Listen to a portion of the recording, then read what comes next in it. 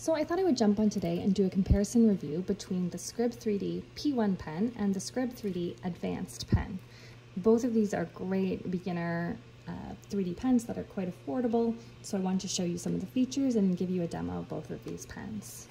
I purchased both these pens myself on Amazon and want to just show you some of the features today. So both of these pens can use either PLA or ABS filament. It's nice that they're versatile. Personally, I pretty much only use PLA. I'm doing mostly projects with my kids with the 3D pens, and PLA is safe, non-toxic, doesn't emit any harmful fumes, so I prefer the PLA filament. Can set the temperature on the pen by adjusting these buttons here. It's the exact same on the Advanced pen. So essentially, there's no difference in the screen here between the Advanced and the P1 pen. Both of them have a forward button and a backward button, backward to unload the filament, forward to start loading the filament and having it extrude through the nozzle here.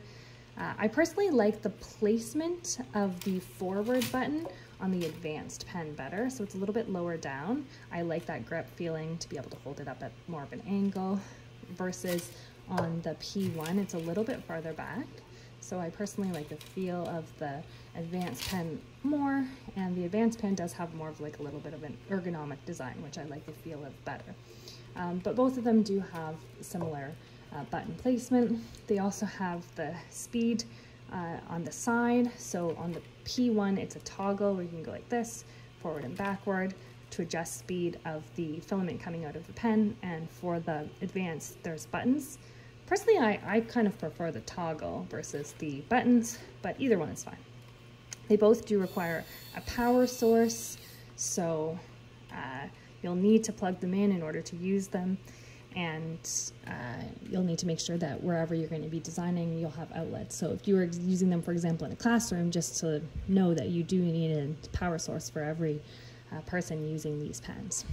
And this green light will come on when the pen has reached the appropriate temperature, and that lets you know that the pen is ready to go.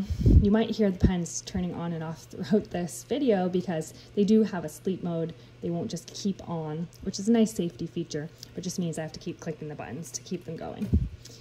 Okay, so when you draw with a 3D pen to start off with, you really want to start with 2D shapes. And I'm using a laminated piece of paper here to do my drawing.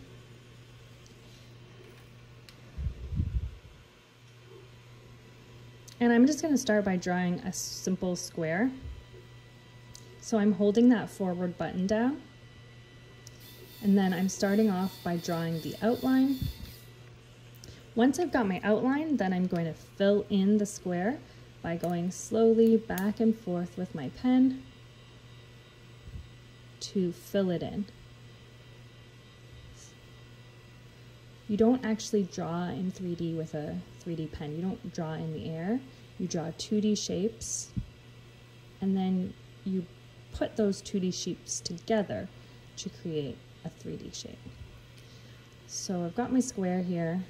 I'm going back and forth. I could be adjusting the speed of the filament coming out of the extruder if I found that my line was too thin or too thick to match how I'm moving my pen. I'm left-handed, so obviously my feel is going to be a little bit different than someone who's right-handed. Okay, now let's try the Advanced pen here. So now, maybe I'll add a little decorative feature to this square. And so I'm going to add a letter. I'll do the first letter of my name here. So I'm just going to let it get going. I hadn't essentially turned it on in a few minutes, so it does need a minute to kind of get going and get the filament coming through the pen.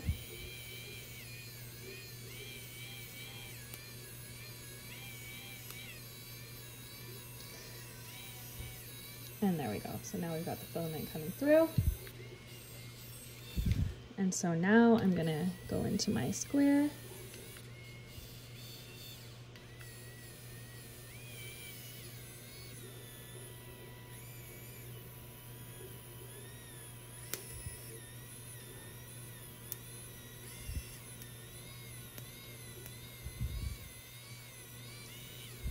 And now I've got my K. And I'm gonna, again, slowly fill that in.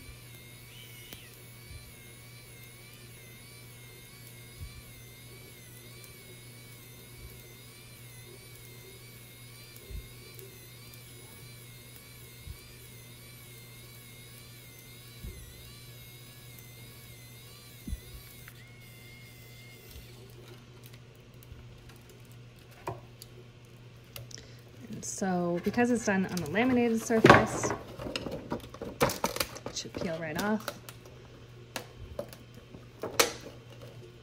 So there we go. I've got my K with my square, and you could make several of these, and then you could take your pen and connect them together, and that's how you make the 3D shapes. And you could easily make a small box, okay? So both of these pens are excellent beginner 3D pens. Personally, I do like the feel of the advanced one a little bit better in terms of the holding it and the ergonomic design. But when you consider the price difference, I think both pens are great for beginners and would make a nice first pen for getting started on the journey with 3D pen art. Hope you enjoyed this review. Don't forget to like and subscribe.